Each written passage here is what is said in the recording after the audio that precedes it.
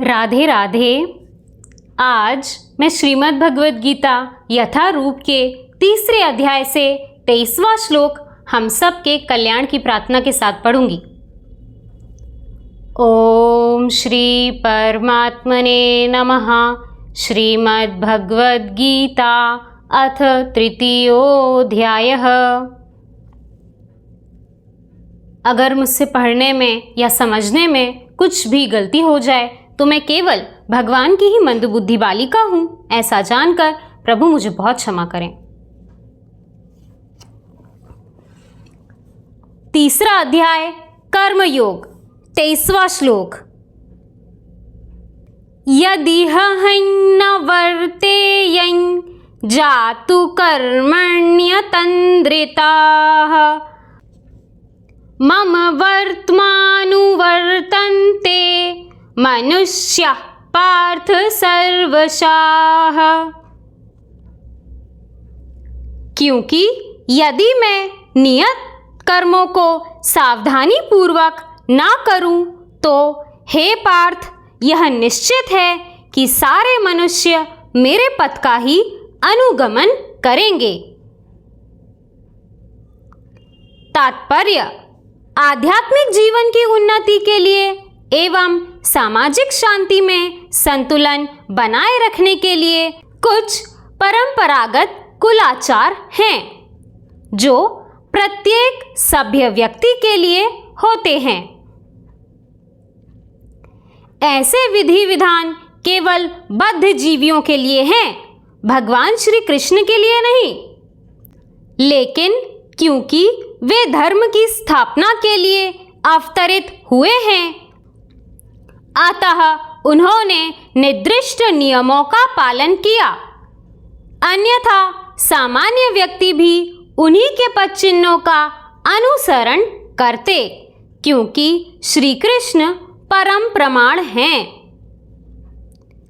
श्रीमद् भागवत में यह ज्ञात होता है कि श्री कृष्ण अपने घर में तथा बाहर गृहस्थोचित धर्म का आचरण करते रहे। राधे राधे।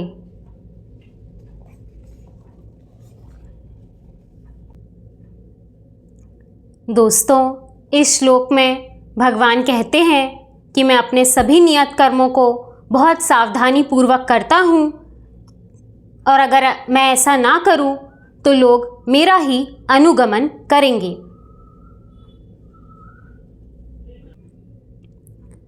वैसे तो अगर हम लिस्ट बनाने जाएं कि हम भगवान के जीवन से क्या क्या सीख सकते हैं तो वो लिस्ट कभी ख़त्म ही नहीं होगी।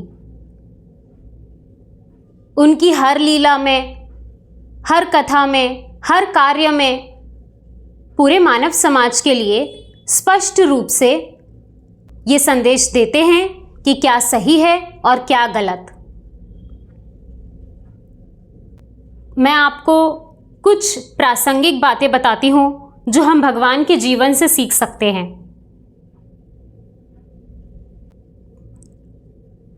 सबसे शुरुआत में जब भगवान अवतरित होते हैं, उनका जन्म कारागृह में होता है और कुछ ऐसी परिस्थितियां बनती हैं कि उन्हें अपने जन्म देने वाले माता पिता को छोड़कर कहीं दूसरी जगह जाना होता है। उस रास्ते में बहुत सी मुसीबतों का सामना उनको करना पड़ता है। बचपन से ही उनके मामा उनको ख़त्म करने के पीछे पड़ जाते हैं। परंतु अगर आपने भगवान की लीलाओं को देखा होगा या सुना भी होगा तो आपने कभी भी ये नहीं सुना होगा कि भगवान डर गए या भगवान को क्रोध आ गया या भगवान ने अपना संयम खो दिया। इस तरह की कोई बात तो देखने को मिलती ही नहीं है। भगवान तो जैसे खेल खेल में ही सारी लीलाएं कर लेते हैं। ये सारी चीजें वो बिल्कुल ही सहजता से खेलते हुए कर लेते हैं। और वहीं दूसरी ओर हम अपने जीवन में आने वाले छोटे छोटे से परिवर्तनों को स्वीकार नहीं कर पाते हैं। थोड़ी भी परिस्थिति बदलती है तो हम एकदम घबरा जाते हैं। डर तो जैसा हमारा भाई ही है, वो हमारे साथ ही चलता है हमेशा।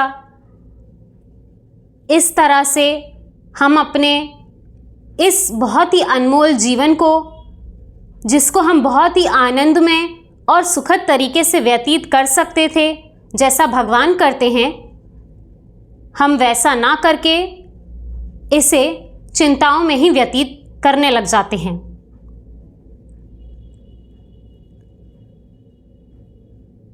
जिस तरह भगवान की अगर आप बचपन में देखेंगे तो वो जब माता यशोदा के साथ होते हैं तब खुद भी माखन खाते हैं, मैया को भी माखन खिलाते हैं और बहुत खेलते हैं उनके साथ। जब वो बाहर अपनी मित्र मंडली के पास जाते हैं तब उनके साथ अलग तरह का खेल खेलते हैं, और जब वो असुरों का संहार कर रहे होते हैं तब उनकी लीला ही कुछ और होती है। उनकी इन्हीं सब चीज़ों से हम सीख सकते हैं कि हमें भी बिल्कुल उन्हीं की तरह प्रेजेंट मूवमेंट को जीना चाहिए। मुसीबतें तो हमेशा हमारे साथ रहेंगी ही रहेंगी। मनुष्य जीवन में ऐसा हो ही नहीं सकता कि आप अपनी परिस्थिति को सामान्य बना लें। आपके हिसाब से कभी चीज़ें होंगी ही नहीं, परंतु जो जितना भी समय आपको मिल रहा है आप उसमें आनंदित रहें और एक सुखद और शांतिपूर्ण जीवन व्यतीत करें।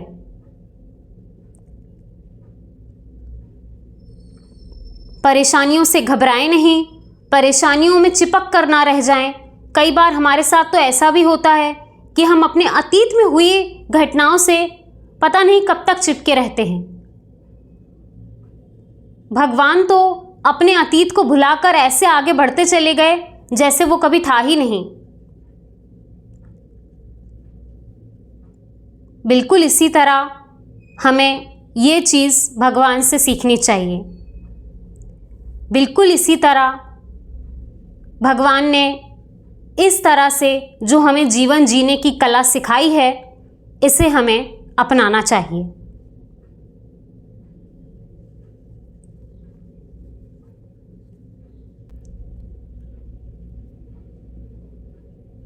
और दोस्तों, एक और बहुत ज़रूरी चीज़ जो भगवान ने हमें सिखाई है वो ये कि लोगों के कहने पर मत जाओ। लोग तो कुछ भी कहते रहते हैं।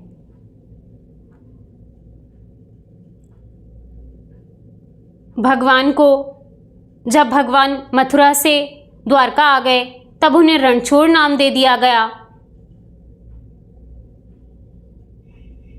जब उन्होंने द्रौपदी को वस्त्रहरण से बचाया तब उनके चरित्र पर लांछन लगाया गया। इस तरह से पता नहीं लोगों ने उन्हें क्या क्या नहीं कहा होगा, परंतु ना तो कभी उन्होंने लोगों की सुनी और ना ही लोगों के हिसाब से सत्य का और धर्म का रास्ता छोड़ा।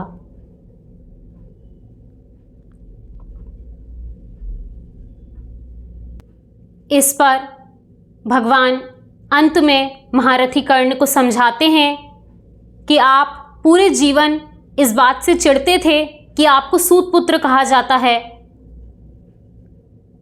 और लोग आपको सम्मान दें, लोग आपके बारे में अच्छा सोचें, बस ये सोचकर आप अधर्मी दुर्योधन की शरण में चले गए। भगवान को लोगों ने क्या क्या नहीं बोला होगा, वो भी उसकी भी लिस्ट बनाने जाएं तो वो कभी ख़त्म नहीं होगी। उन्होंने तो इतना सुना है जितना किसी ने नहीं सुना होगा। उनके भक्त ही उनको गाली देते हैं। परंतु जैसा मैंने कहा कि लोगों के हिसाब से चलना या लोगों के कहने पर किसी को दिखाने के लिए अधर्म का रास्ता चुन लेना या सत्य का मार्ग छोड़ देना एक बड़ी मूर्खता है और लोगों के कहने से आपको फर्क नहीं पड़ना चाहिए। ये खुद भगवान हमें सिखा कर गए हैं। लोग आपको छोटे समाज का समझें, कम बुद्धि वाला समझें, आपके चरित्र पर लांछन लगाएं, जो कहें जो करें उन्हें करने दीजिए। बस आपको ये पता होना चाहिए कि आप जो भी कार्य कर रहे हैं उसको केवल दो लोग जानते हैं, एक आपकी आत्मा और दूसरा परमात्मा। बस इन दो लोगों के लिए आपको सही कर्म करने हैं, सत्य का मार्ग पे चलना है। बाकी पूरी दुनिया आपको जो बोले, जो कहे, कहने दीजिए। ये एक बहुत बड़ी सीख भगवान हमें देकर गए हैं।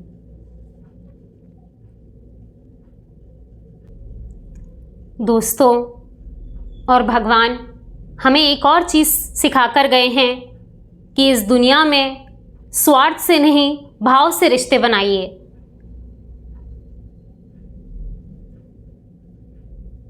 आज दुनियादारी में कोई भी व्यक्ति गरीब व्यक्ति से दोस्ती नहीं करना चाहेगा। वो व्यक्ति या तो अपने समकक्ष या अपने से ज़्यादा अमीर व्यक्ति की तरफ ही जाएगा। भगवान खुद द्वारकाधीश होकर सुदामा जैसे मित्र का स्वागत खुद करते हैं, ये बताने के लिए कि रिश्तों में या दोस्ती में कोई छोटा बड़ा नहीं होता, अमीरी या गरीबी नहीं देखी जाती। दोस्ती में आप दोनों बराबर ही होते हो।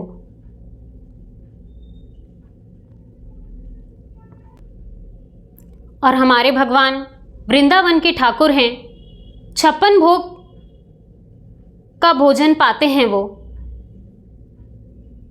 जब दुर्योधन उन्हें अपने महल में भोजन का आमंत्रण देते हैं, तब वो उस निमंत्रण को स्वीकार नहीं करते और विदुर जी, जो अब महामंत्री का पद भी त्याग चुके थे, दासी पुत्र थे, उनके घर में साग और रोटी खाने चले जाते हैं।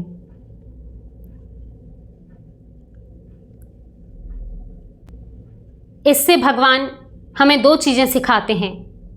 पहली चीज़ तो ये कि जिस रिश्ते में भाव ना हो, उस रिश्ते में रहना सही नहीं है।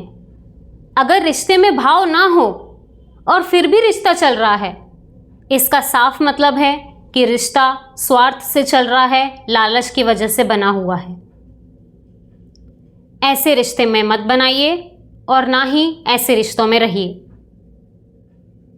और दूसरी और सबसे बड़ी सीख, भगवान दासी पुत्र विदुर जी के घर में खाने चले जाते हैं। वो जात पात की ऊंच नीच का फर्क नहीं देखते। जन्म आपका किस कुल में हुआ है वो ये सब नहीं देखते। ये तो मनुष्यों द्वारा बनाई गई हैं। भगवान केवल आपके सच्चे भाव देखते हैं, आपके मन में कितनी शुद्धता है वो देखते हैं।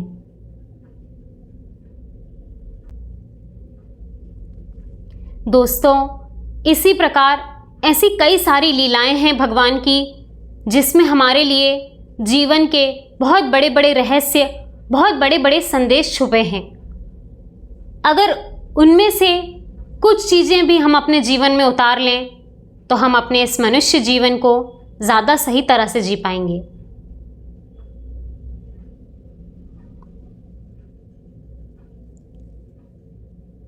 यहाँ पर मुझे एक बात और कहना ज़रूरी समझ में आ रहा है। कई लोग ऐसा सोचते हैं कि भगवान जो जो करते थे वो हम भी करेंगे। तो यहाँ पर आपको ये समझना ज़रूरी है कि आप वही काम कर सकते हो जो आपके करने योग्य हैं। उदाहरण के लिए कई लोग कहते हैं कि भगवान तो रास भी करते थे। इसका मतलब ये नहीं कि आप रास कर सकते हो। क्यों? क्योंकि भगवान की तो 16,108 रानियां थी। वो द्वारकाधीश थे। सभी रानियों के लिए उन्होंने एक एक महल दिया था। 16,000 क्या, वो तो 16 लाख रानियां भी रख सकते हैं। आपसे तो एक भी नहीं संभाली जाएगी। इसीलिए भगवान की उन चीज़ों में देखा देखी करना जो आपकी पहुंच के ही बाहर है, एक बड़ी मूर्खता होगी। भगवान ने तो अपनी छोटी उंगली पर गोवर्धन पर्वत उठा लिया था, आप नहीं उठा सकते। आपको तो 10 ग्राम दे दिया जाए तो थोड़ी देर बाद आप रख दोगे। भगवान तो कालिया नाग के फन पे नृत्य करते हैं, आप तो नाग देवता को भी देख के डर जाओ।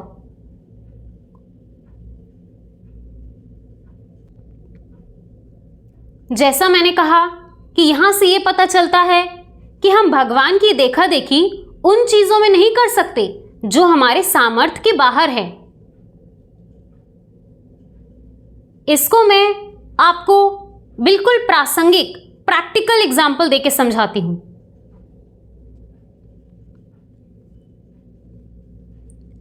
उदाहरण के लिए समझिए, आप जिस जगह पर काम कर रहे हैं और जो भी आपके मालिक हैं, जो आपको तनख्वाह देते हैं, अगर आप मालिक की देखा देखी में उनके जैसे खर्चे करने लगे, जैसे मालिक ने नई गाड़ी ले ली तो आप भी ईएमआई पे गाड़ी उठा लो, मालिक महंगे कपड़े पहनते हैं तो आप भी वही करने लगो। अगर ऐसी देखा देखी आपने की तो आप दिवालिया हो जाओगे।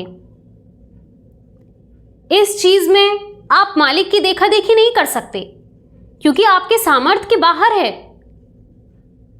हां, अगर आपको मालिक की देखा देखी करनी ही है तो आप ये देख सकते हैं कि इतना बड़ा व्यापार खड़ा करने के लिए मालिक ने कितनी मेहनत की होगी और आज भी वो मेहनत कर ही रहे हैं और कितने अनुशासन से वो चलते हैं, कितनी अच्छी उनकी मैनेजमेंट स्किल्स हैं। ये सब आप अपने मालिक से सीख सकते हो और आपको सीखना भी चाहिए। इसमें आप उनकी देखा देखी कर सकते हो। ये चीज़ें आपको आगे बढ़ाएंगी। और अगर आप ये देखोगे कि मालिक जैसे खर्चा कर रहे हैं, हम भी वैसा ही खर्चे बांध लेते हैं, तो आप बहुत बुरी परिस्थिति में फंस सकते हो। बिल्कुल ठीक इसी प्रकार अगर भगवान से आप ये चीज़ें सीखोगे कि कैसे परिस्थितियों में उन्होंने डट के सामना किया, अपने धैर्य को नहीं खोया, अपने जीवन के हर पात्र को उन्होंने बखूबी निभाया और लोग क्या कह रहे हैं इस पर ध्यान दिए बिना सही रास्ते पर चलते रहे। ये चीज़ें अगर आप भगवान से सीखोगे और इनको अपने जीवन में उतारोगे तो ज़रूर आप अपने इस मानव जीवन को सार्थक बना पाओगे और सही दिशा में चल पाओगे।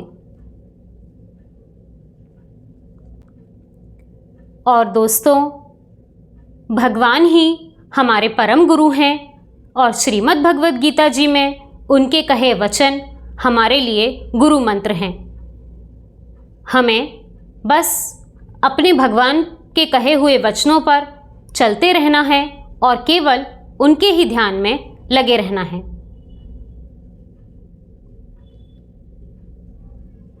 इसी तरह भगवान की कृपा हम सब पर बनी रहे। राधे राधे।